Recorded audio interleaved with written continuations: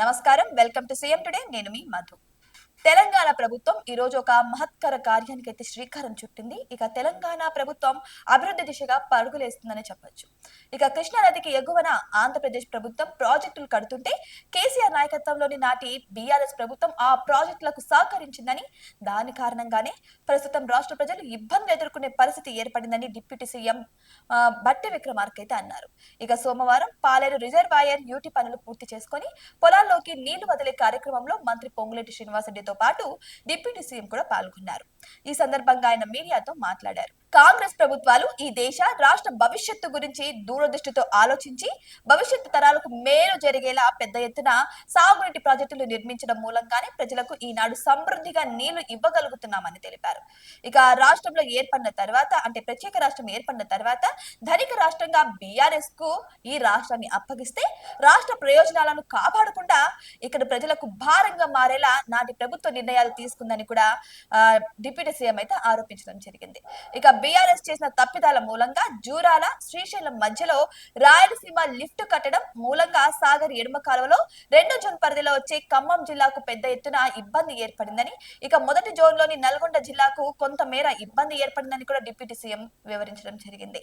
ఇక 10 ఏళ్లు బీఆర్ఎస్ పాలనలో రాష్ట్ర ప్రజలకు జరిగిన నష్టాన్ని అంచనా వేసుకొని ఆ తప్పిదాలను సరిచేస్తూ సీఎం రేవంత్ రెడ్డి, నీటిపారుదల శాఖ మంత్రి ఉత్తమ్ కుమార్ రెడ్డిల ఆధ్వర్యంలో కాంగ్రెస్ ప్రభుత్వం ముందుకు పోతుంటే నాడు ఇరిగేషన్ శాఖ మంత్రిగా వ్యవహరించినటువంటి హరీష్ రావు, ఇక ఆనాటి ప్రభుత్వంలో ప్రధాన భూమిక పోషించినటువంటి కేటీఆర్, అన్నిటికీ కేంద్రమైన నాటి సీఎం కేసీఆర్ తప్పుడు ప్రచారాలు చేస్తూ కాంగ్రెస్ ప్రభుత్వంపై బురద చల్లే కార్యక్రమాలను రాష్ట్ర ప్రజలు గమనించాలని డిప్యూటీ సీఎం బట్టి విక్రమార్క అయితే కోరడం జరిగింది.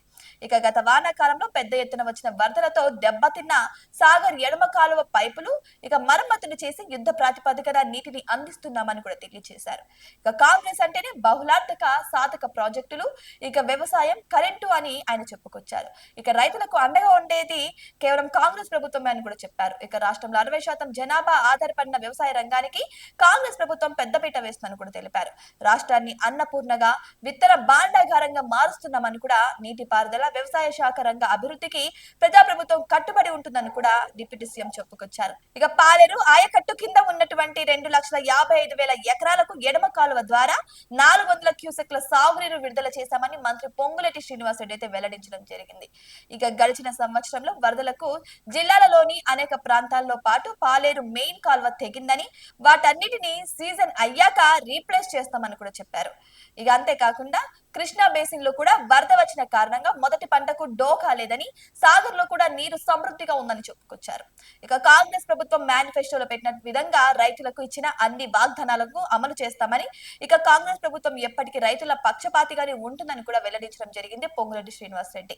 గత బీఆర్ఎస్ ప్రభుత్వం రాష్ట్ర ఆర్థిక పరిస్థితిని చిన్నాభిన్నం చేసిపోయిందని, ఇక వ్యవస్థలన్నింటినీ నాశనం చేసిందని కూడా ఆగ్రహం వ్యక్తం చేశారు. ఇక బీఆర్ఎస్ ప్రభుత్వం హయాంలో వరి వేస్తే ఉరి వేసుకున్నట్లేనని కూడా తెలియజేశారు. అంటే కాంగ్రెస్ ప్రభుత్వం సన్న వడ్లకు 500 రూపాయలు మద్దతు ధర ఇస్తుందని కూడా గుర్తు చేశారు. ఇక రైతులు సన్న వడ్లను సాగు చేసుకోవాలని, ప్రభుత్వం ఇస్తున్న బోనస్ ను సద్వినియోగం చేసుకోవాలని కూడా సూచించారు. అయితే ఎవరెన్ని కుయుక్తులు పన్నినా సరే రైతులను రాజును చేయడం కోసమే కాంగ్రెస్ ప్రభుత్వం పనిచేస్తుందని, ఈ ప్రభుత్వం ఎప్పటికీ రైతులకు అండగా ఉంటుందని కూడా స్పష్టం చేశారు పొంగులేటి శ్రీనివాసరెడ్డి. ఏదేమైనా సరే ఇప్పుడు ఈ ఘనకార్యం అనేది తెలంగాణ రైతులకు ఎంతోగానో ఉపయోగపడుతుందని కూడా పలువురు అంటున్నారు.